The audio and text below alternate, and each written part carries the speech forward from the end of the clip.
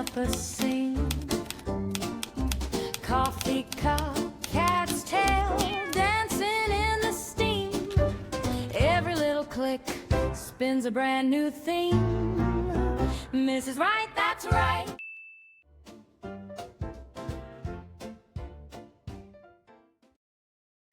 Hello and welcome to another episode of the Mrs. Right podcast with me, Bronte Bennett, author of The Squire and your host. And I am delighted to be joined today by the author Maria Nightingale. Maria's book, Almost There, Almost Me, is a contemporary romance, and we're going to learn more about that shortly. The book was published in May 2026, so it's a brand new discovery for you all to make once you've learned a little bit more about it. And Maria comes to us today from Dubai. Maria, welcome to the Mrs. Right podcast. Hi, I'm very happy to be here with you, Bronte, and with everyone who might listen to our podcast later on. Thank you. Maria, I'd like to start where I always start, which is the woman behind the book cover. I'd love to know a little bit more about your origin and your love of story. Where did it start? That's such a great question, and it's hard to pinpoint the exact moment where my interest to stories originated. Maybe it was when I was a kid, and I have to actually say thank you to my parents who read to me a lot when I was a kid, and they never stopped at just kids' stories. They read to me something like Iliad and Odyssey and everything like that, because poetry has a rhyme and the rhythm, it just lulled me in 5 minutes. So that was their trick. So maybe back then, but eventually it led to the university where I studied philology. So I actually spent quite a few years reading intensively with a more professional eye. And that got me started to think, oh, maybe at some point I would dare to write a story of my own. But also I was very young, and who didn't write anything at 18 or 20-year-old? Maybe they don't have a soul, I would say, because everyone does. And sometimes you look back at those little poems or little stories and you say, oh, some of them are good and some of them are pretty bad. But still they're history, they're part of you, they kind of are cute when you look back at them. So that, I think, was my formative period as a writer. And then life went on, and as a professional, I went into a completely different direction, into corporate career. And I was doing marketing job for quite a few years, I think 5 or 4 in that range. And then I switched to consulting. And there, I know that this is unexpected for everyone, for a writer coming from this hard business background where everyone is driven by numbers and KPIs. But in fact, storytelling is a major part of any communication. And whenever you are presenting in front of a board of directors, you have to land a good story. And you learn a lot about how a story can start, how it should develop, where you give it a conflict, and then how you bring the audience to the resolution. So in a way, it's a great practice and training ground. So I think that's more or less it in broad strokes. And when I got this idea of a book, I was like, oh, I think that I am equipped pretty well to try to put it on paper. And that led to a whole novel, like 300 pages of it. I was surprised as anyone. Amazing. Also, I am completely relating to you right now. So in my real life, when I'm not being an author, I'm also a speaker and a consultant. And what you've just said really hits home for me, because those skills are so transferable. And it is that art of storytelling and the arc and the wise guide and the hero and all of those amazing story tags, if you like, that have definitely played a part in my writing too. And the other thing that I'm interested in and want to come back to later is the fact that you have a marketing background, because that must be really helpful when it comes to promoting your book. So you heard and read as a child, grew up reading different, I'm sure you have multi-genre reading interests now. What was the catalyst that took you from being an avid reader to becoming a serious writer and now a published author? Mm. That's the nicest way to bring us to this topic. Thank you so much. I would say that I am a writer by accident. It was a lovely evening. We were sitting in my kitchen at the kitchen top with my friend with a glass of wine, and I was telling her a story that was kind of a mix of what happened to me and people around me, and then some fictional part. I think I dreamt a part of that, and I was telling her, like, oh, wow, maybe I'm really not quite in my sober mind, but this feels like entangled into something that has a starting point, middle, and a resolution. And I was talking about that for maybe 20 minutes straight, which is rude when you're talking to a friend. Just, really. I have to give it to her. She is a good listener. Oh, yeah. Without, the village, we couldn't be writers. I'm absolutely certain of that. So, yeah, towards the end of that monologue, I was thinking that, well, I might have a story that is worth a novel, like a full-blown novel. I just have enough of material in my head. And that was my turning point. I was like, okay, maybe this chance comes once in a lifetime when I have enough thoughts and they are unique and the story is not something that I have heard or read about. And I have capabilities and capacity at that moment of my life. I had some free evenings, so I could use them. And I was like, okay, I should start writing it out and see how fast we can move with that. And this was my starting point. So coming back, that was my thing. I got some material, I got a topic, and then I started to say, okay, I will put aside 3 hours straight on Tuesdays and Thursdays, and I will just go and do it. But there was much more happening on top of that. And to be honest, it took way more time than I expected from the beginning. So there is a caution for any new authors. This thing can get out of control easily from my experience. But you have to start with something. And that was the moment when I was thinking, like, I should try. I wouldn't say it will be a success, but I have to make it happen first. And when you mentioned that it takes longer than you might imagine, when did you have that kitchen table conversation? Because we know that you published in May of this year. When was the Yeah. original conversation? It was in September 25. So by any author's timeline, I think I'm pretty fast, but it did coincide with my moving between countries. Therefore, a lot of transatlantic flights, and I was easier on my job side of things. So I did have enough free time to just sit and write and then sit and edit. Yeah. Therefore, I could accelerate. And also, my biggest fear was to get stuck in it because, the process can take as much time as you give it. And I was like, no, I want this thing to get out of the door in a good quality. I was late by my own schedule, but life was lifing. And still, I've learned afterwards when I read more about the process and how people go around it that anything less than 12 months is super fast. So I'm feeling good about this timing. I just want to bring my story to people. Okay. So you're right. And I think, again, for the listeners, a year to turn a book around in a year is fast. To do it from September and then to publish in May, 6 months is amazingly fast. But it's not impossible.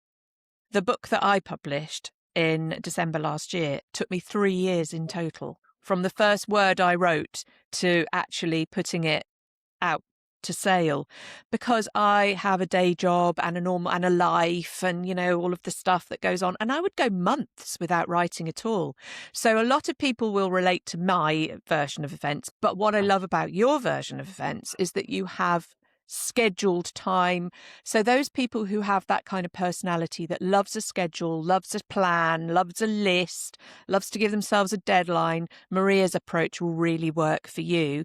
For people who have a personality type like mine, which is scattered and disorganized and a bit more like a butterfly, just never knowing where you're going to land, don't worry, you can still be a writer, whatever your personality type. You can still be a writer and you can still become a published author. Fear not. You just have to find your own way. But I really admire that level of discipline. I mean, goodness me, that's brilliant. And actually, it's quite inspiring because I think I could set aside a period of time every week to crack on with my next novel. But I don't. I just do it as and when I can find a second to myself. Well, All right. I'm certain that your way is more creative and it's tagged more creative process. My way I is don't know. Oh, trust me, Maria, I can still write utter rubbish even when I do it on and then I reread it and I think, what is this? I just delete, or I cut and paste it into another separate document as a let's come back to that later piece. Okay, so you did this remarkably quickly. It's your first novel. Did you go through the process of beta readers and ARC readers, or did you just go straight to market? for better readers, I had my friends mostly. Luckily for me, I have about 10 people who were willing to read whatever I sent them. Some of them read it in packs. I would say I would send them part by part, so about 10 chapters at a time to Yeah. hear what they think. And at first, it was the main question to them was, "Am I crazy of this, or this is something legible?" Yeah. But then I would say that any reader would need an instruction from you as an author, like what do you actually want to hear from them? And it might be the depth of character or some background information that they might be missing, because as an author, in your mind, you have it all laid out, Mm, or you kind of imagine that people can guess.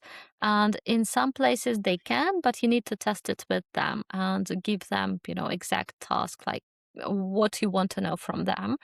And also what was super helpful for me from my beta readers is just the encouragement.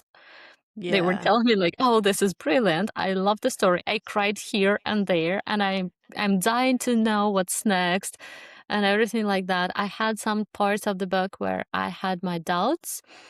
For Yeah. example, when my main character is traveling, I Mm, found it nice to add a little bit more historical facts about like where she is. She was going to India, and like yeah. what is so special about that place? And I was like, okay, I might be sounding like Wikipedia here. I tried to put it in her own words, but people are reading a romance. Why are they interested about when this building was like made? Yeah. So I Yeah. had my It's a doubts about that. fine balance. It's a fine balance because I think I've done the same in my book, throwing a little bit of fact in. I like it as a reader, and maybe that's why I put it in as a writer. Yeah, and I'm absolutely sure that not everyone would be interested, but at least on the test group of my friends, they were saying like, "Oh, that's nice. It got me thinking about this and that, and it provided good context for what is happening with main characters and the love story, for example." Mm, So that was where I used a lot the support of my beta readers. But I never went through, a formal recruiting process for them online, or, getting more experienced people in, reading per se. I'm lucky that some of my friends come from the same university that I was studying in, so they read quite a lot. And I know that their taste in literature is similar to mine, but well educated, so based on something. It's not yeah. just I like that or I like this, so I could trust their Yeah. opinion as well. For ARC readers, I actually did even two rounds closer to the publication date. And for me, it was a way to get fresh eyes on the text to tell me where some like smaller pieces are missing or where we are. And Yeah. also, it was super important for me to get the support for the pre-launch and launch stage so that there are reviews online and some people, except for myself, are talking about the book and saying if they like it or not like it. Our readers are supposed to give the honest reviews. I didn't do the thing that you've just described, which was asking very specifically for very specific feedback, but I will next time. That is a top tip, Maria. I like that. So I think if I give the book out to somebody and say, please, will you let me know about the pace or the characterization or this or that, then it gives them something to focus on because they want to be kind because they're my friends. But if I ask them very specifically, I'm probably going to get better quality feedback. Now I think it's time to learn a little bit more about Almost There, Almost Me, and for you to share with us some information about the book and what we can expect to feel, to learn, to experience when we read your story. Oh. Now I'm getting all shy here because it's, talking about your baby and you're kind of cautious not to brag too much. So, in short, this is a story for millennials and it features a millennial female main character. She is working in corporate.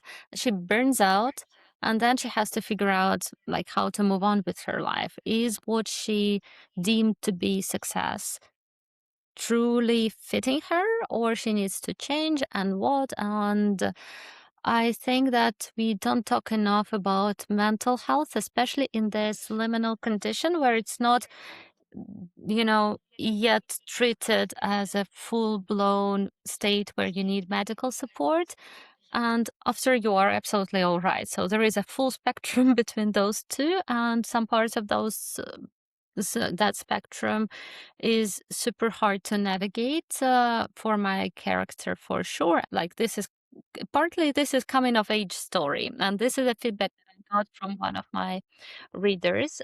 I was surprised to hear that. I was like, "Come on, it's like the main character is almost 40. How can this be a coming of age story?" And they said, "No, it is because it's also a stage of life that you have to grow into and then become more savvy." So there is this developmental piece. Coming back to the story, I'm getting derailed here. She burns out and then she tries to find a new way of her life. She decides to go paragliding. This is something that I gave her as a thing that she knows how to do and she's pretty good at it. It's very physical activity, bodily, and still it requires a lot of attention when your focus has to go laser and you cannot really think about, your existential crisis. So that was the main plot. And then we get to see different spaces in Morocco, in India, in Saudi Arabia, in Turkey on agency. So there are plenty of very nice spots where she paraglides while she is trying to figure out what to do with her long distance relationship with the love interest, who is called Pete. Here, I didn't make it too simple. Like the fairy tale magic story where everyone falls in love at first sight and then they live happily ever after. Or maybe she loses a shoe and he brings a shoe to her. So, no. I was like, no, we're 21st century full of situationships and, memes about, do you have a wife? Do you have a second wife? Do you have a secret family? Then are you still in love with your ex and all that, dating stuff? Yeah, so with Pete, it's more complicated. And I tried to make the character as realistic as I could as well, because he is a complicated person too. He is 40-year-old. He actually is separated, but still married to his ex-wife legally. And here is the controversial point, and this is where I get some traction with my reviewers and arc readers who are like, oh, this is not really nice. I liked the character, but now I know she's in this situation. How can I, be kind to her because I totally want to judge her for this, being there in this entanglement.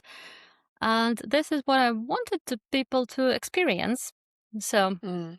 all in all, this goes on, and there is a spoiler on my side that I actually put on the blurb of my book. Everything ends well. I gave her a happy ending. I think like a millennial girly who was working in corporate for 10 years deserves a happy ending. And my readers too, because there is, plenty of emotional stuff of going back and forth, of trying to figure out like how to move from here, how to make it better, how not to make a huge mistake of her life. That this release was something that I needed to give. So this is Yeah. kind of my gift to readers, a therapy session, a good, that is something that we got from movies from early 2000s. Yeah. Everything is, going, going, go, and then it's so happy, and you're like, oh my God, I needed this for my evening. So this is a book that could be a good thing for your evening. Yeah, it sounds like a really comforting story for people who might be looking for a bit of inspiration for their own happy ending, and to know that even in the most complicated of situationships, these things can work themselves out. It sounds wonderful. So when you were writing this book and you were drawing your characters, were you drawing from your own personal experiences, that of those around you, or purely observational character traits? I would say that all of the above. I cannot. No, for sure. When I needed to give more realistic details, I tended to draw from my personal experiences. Therefore, the cities, Chicago and Dubai, are also in the book because I could actually go and walk the streets and say, okay, she will sit in this. Yeah. And then go there and then see the Michigan Lake in its glorious beauty and think about herself in her head. That's one thing. The other thing, I was trying to depict the problems that a woman of my age is facing right now. So, a millennial who was handed a picture of success, and you get educated, you get a nice job, and you move forward, and then what we face there and how can we solve it.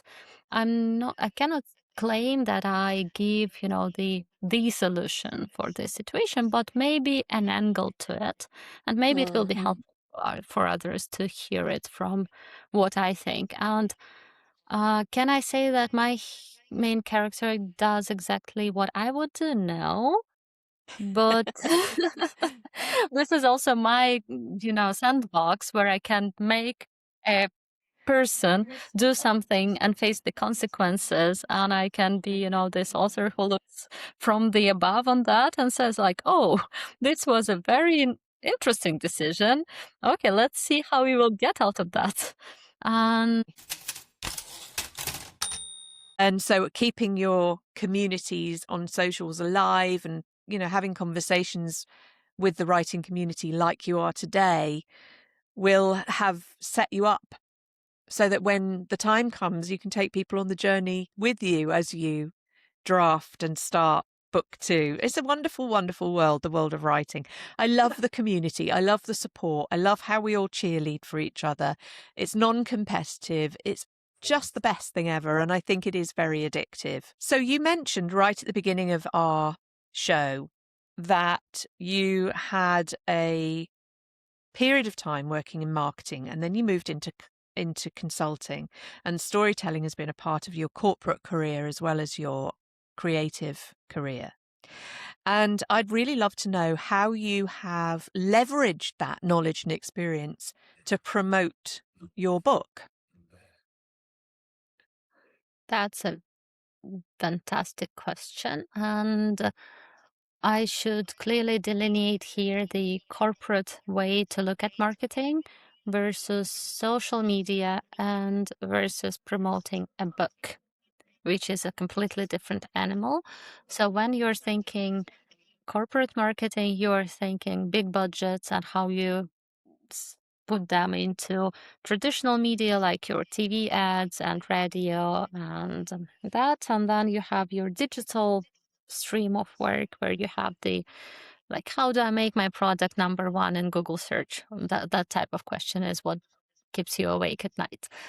And despite that approach being completely different versus what you do when you are promoting your own book with your own means, basically, you don't have multi-million something that you have to defend in front of the board of directors, but still, it's a lot of money. However, the principles of marketing, they are all the same. So, and everyone will tell you, and it can sound very boring, but it is true nonetheless. You have to know your audience and you have to research your audience. What are they reading? Are you writing to the market? Because, like, I didn't go for traditional publishing route very consciously.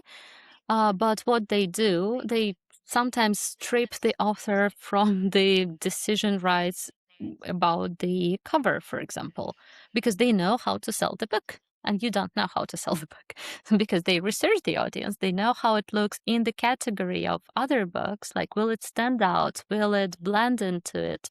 Will it be completely different? Like, there is a code to it. Like, if you see a book with metal dagger and then some black background, you know that it's a dark romance. Like, there is no way it's going to be a contemporary romance, all that stuff. So you need to know your category, know your readers, and you need to be very clear in what you're trying to say in marketing. As I explained to you here, because we have enough time, my book is a lot of things. And whenever you are doing even a reel of 90 seconds, which is a very long reel. People don't watch that much. We do have some attention span of a goldfish right now. Unfortunately, or fortunately, this is just the reality. People watch everything for 3 to 6 seconds maximum. So for that, you need to decide what one thing you're going to say. You're saying this is a book for millennials, then state it, give it a little bit more details, wrap it up together. If you want to say that this book talks about beautiful travel, okay, you say that, so you get the gist of it. And this is, I think, the principle that is the same. And also, what I borrowed from my corporate experience is that I never shied away from thinking about it as a small business as well, like where a dollar invested would get me $2. Like, can I do an ad or a PR box or a giveaway that will give me 5 books sold later on? And despite this sounding very uncreative and boring and, more of a business thing, this is super important because for us writers, I think it is also important that someone reads what we do beyond our friends and family and people that are immediately around us. So it is another hat that indie authors have to wear. And the good thing about it is that it's also very much fun. Like, I have connected with plenty of other people. And yes, this is the best corner of the internet, Bookstagram and BookTok. People there are amazing and very supportive. Yeah. And it's just such a world in which you can create a lot more beyond the book, because also the book gives you a frame, and if you're writing this book, you cannot talk about plenty of different things that are going on in your life and happen to be in your head. And this is another outlet, and it can be very interesting to other people. So this but this is kind of another job that you have to take on if you are willing to do so. I'm scribbling as you're talking. I'm making notes because this is really gold dust. I'm, really interesting. Some of the things that you've just said have made me think about the way that I present my book to the world and the fact that my own social media is very sporadic and scattered and not very well thought out. And I particularly like what you said about people will focus for 3 to 6 seconds. So you need to make that first couple of seconds really count. And I'm going to start using some of those top tips. Let's see if it makes a difference to my followers and to whether or not I get any more sales out of it. I'll have you to thank, Maria, if that's the case.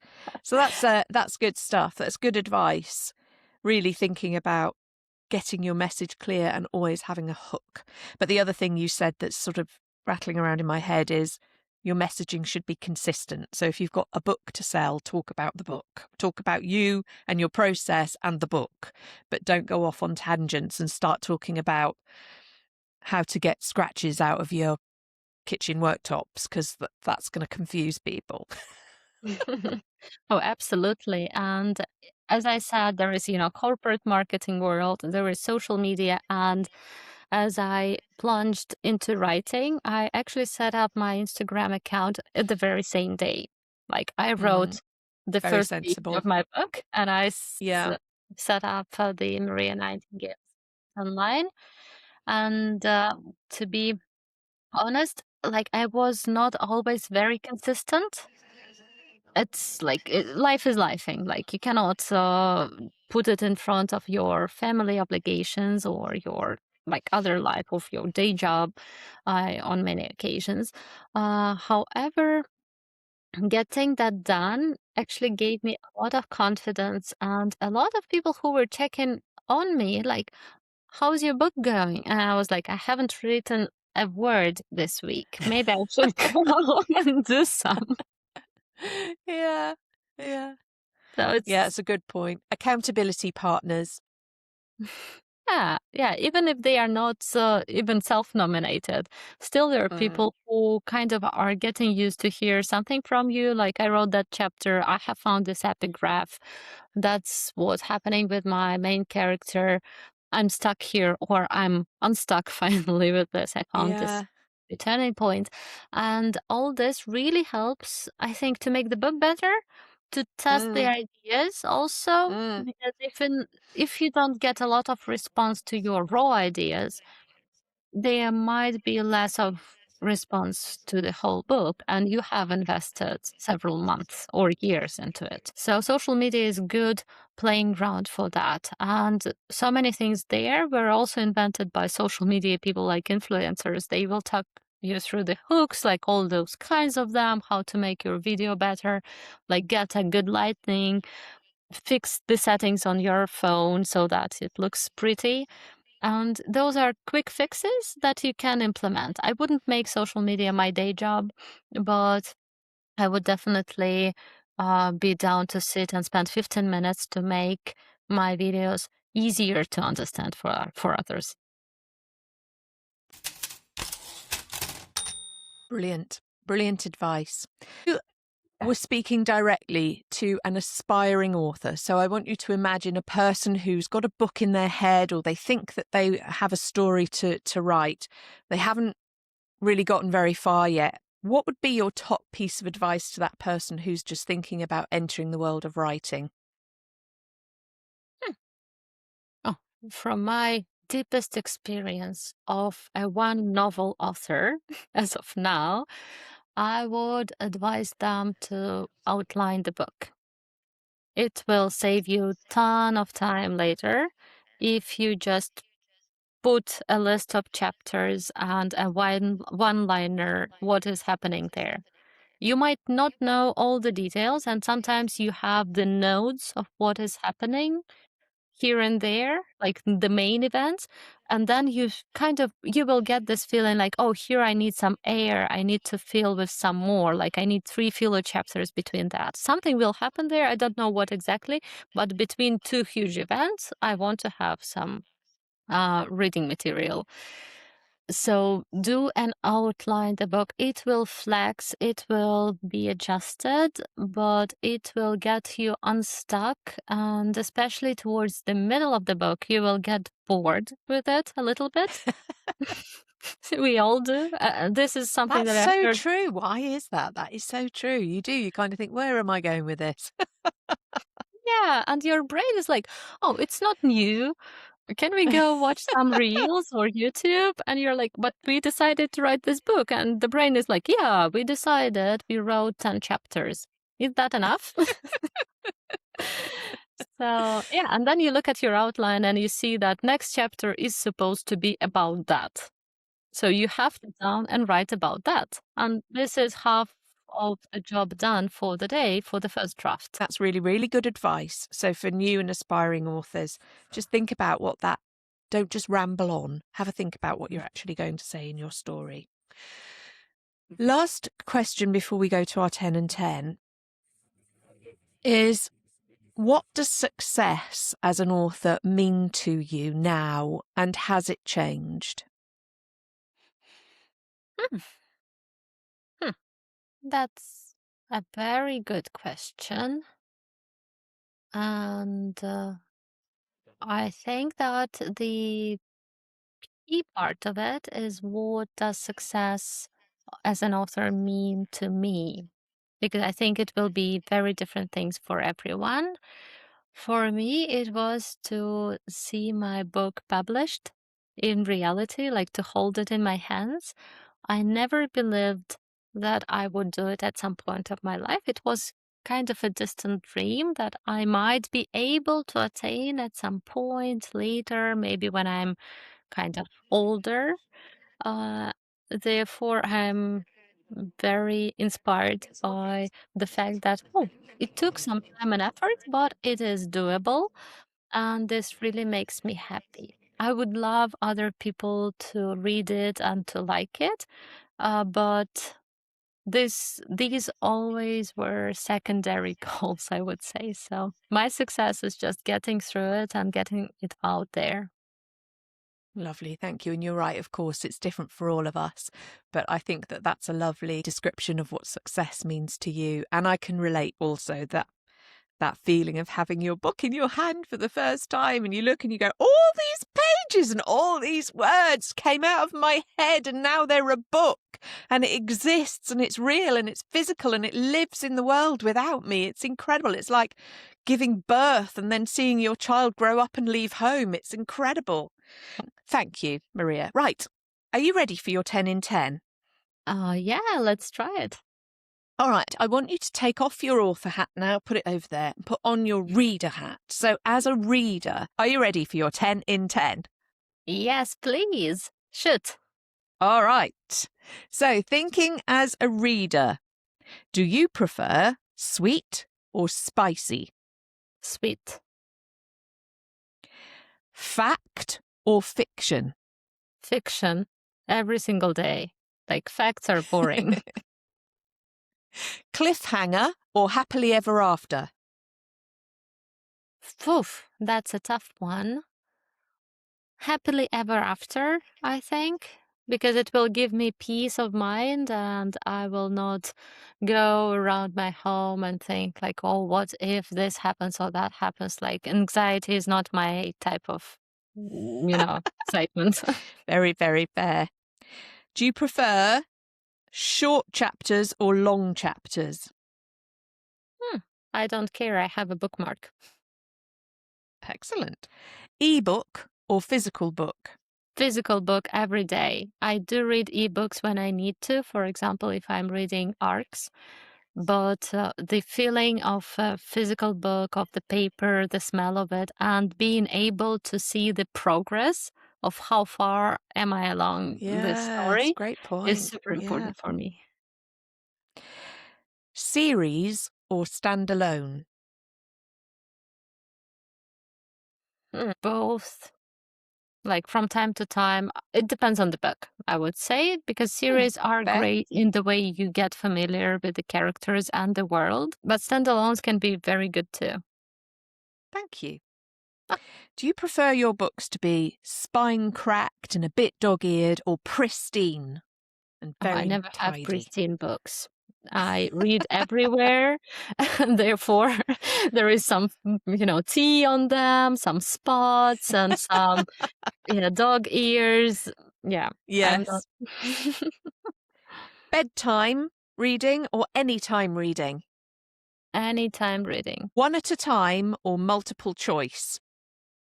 One at a time. And the last question, bookmark or fold the corner? Bookmark to mark where I am in the book, and I'm folding corners for places I want to return back to or quotes that I like. Ah, wow, very cool. First time I've had that answer. Maria, thank you so much for joining us on the Mrs. Right podcast. And in the blurb that accompanies this podcast, you will find Maria's contact details in terms of social media and where you can buy the book. But it's been such a pleasure talking to you. And although at this point you and I are both single novel published authors, it could just be the beginning. And people could be listening right now to people who will, in the future, be much more prolific. So I like to think that if you're listening in, you're an early adopter, and that Maria and I will be your authors of choice in the future. Maria, it's been an absolute pleasure. Thank you for joining us all the way from Dubai whilst I am here in the UK. And thanks for joining the Mrs. Right podcast. And thank you to everybody for listening in. We'll see you next time. Bye. Bye. Thank you for having me.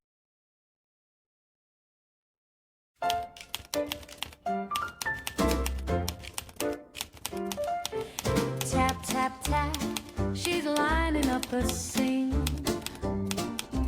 Coffee cup, cat's tail, dancing in the steam. Every little click spins a brand new theme. Mrs. Right, that's right.